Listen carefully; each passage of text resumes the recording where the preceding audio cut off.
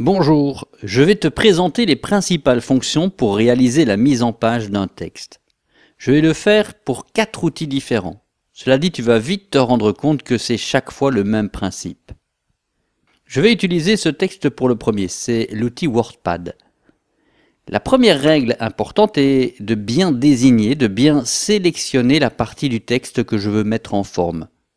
Ici, je vais modifier « Bonjour ». Je commence par ces 2 boutons. En cliquant dessus, on peut agrandir la police ou bien la diminuer. Je peux aussi modifier directement la grandeur de la police en choisissant sa taille dans le menu.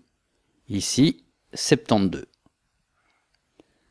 Le mot bonjour est toujours sélectionné. Je vais maintenant changer l'écriture, le format de la police. Dans le menu, je choisis par exemple celle-ci. Voyons les autres fonctions en travaillant mot par mot. Pour le jeu, je le mets en gras en cliquant sur le bouton G. Je sélectionne le V et je le mets en italique. On voit le I de italique sur le bouton. Pour le T, je le souligne via ce bouton. Pour le mot présenté, je vais le barrer. C'est une option, je clique ici. Alors je peux aussi, pour ce mot, changer la couleur de la police. On va dire que je le veux en rouge.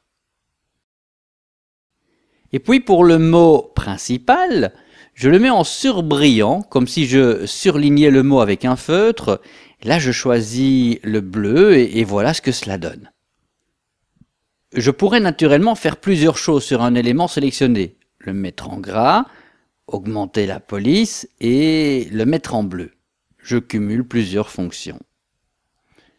Note que je peux aussi ne travailler que sur une lettre. Là, je souligne le O par exemple. Bref, tu le vois, on peut choisir ce que l'on veut. On a aussi ces boutons pour changer la disposition du texte. Pour l'instant, tout est aligné à gauche. Avec ce bouton, j'aligne le texte au centre, ou bien ici, je l'aligne sur la bordure de droite. Pour un paragraphe avec plusieurs lignes, je peux le centrer. On voit que c'est bien au milieu pour chaque ligne. Je peux l'aligner à droite. Mais aussi le justifier. En cliquant sur le bouton justifier, le texte est aligné sur la marge de droite et sur la marge de gauche également. Bon, on va se limiter à ces fonctions principales. Et tu vas le voir, c'est le même principe pour tous les outils de traitement de texte. Voilà, nous sommes maintenant sur LibreOffice Writer. J'ai exactement les mêmes boutons. Leur aspect est un peu différent, mais je peux ici changer la police. Je peux augmenter ou diminuer la taille de la police. Je choisis ici 48 pour l'augmenter. Je peux mettre en gras, je peux mettre en italique, je peux souligner, je peux barrer, je peux changer la couleur de la police. C'est exactement le même principe. Ou alors je peux encore surligner mon texte. Passons à un autre outil.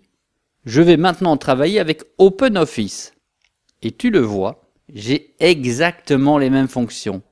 Changer la police, gras, italique, souligner, aligner le texte, modifier la couleur de la police se trouve ici. Et si je continue avec le 4e outil, Word, j'ai exactement les mêmes boutons dans le menu Accueil. Bref, tu le vois, quel que soit l'outil que tu utilises, c'est chaque fois quasi toujours le même principe. Bon travail!